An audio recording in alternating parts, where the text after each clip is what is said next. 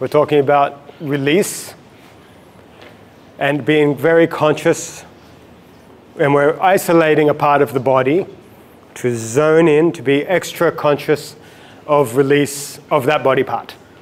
Yep. Of course, every part of your body has to be released, every part of your being.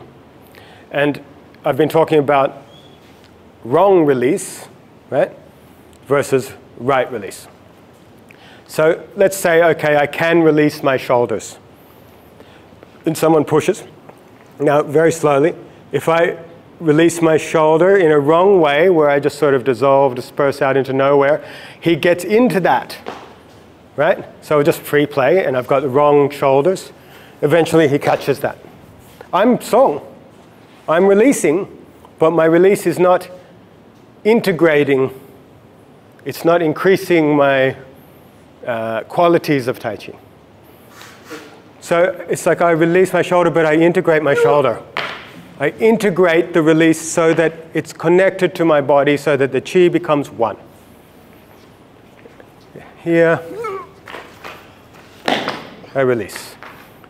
So you can see it's not really there, and then I integrate, and it's there. So the wrong release to right release. Wrong release to right release.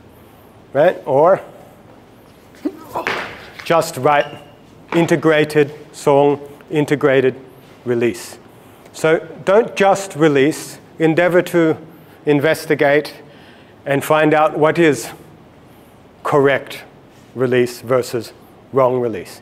It's not just releasing into comfort, releasing to nowhere. It's releasing in such a way that it increases the qualities that we're looking for. It increases integration. It increases harmony. It increases syncing the chi or whatever.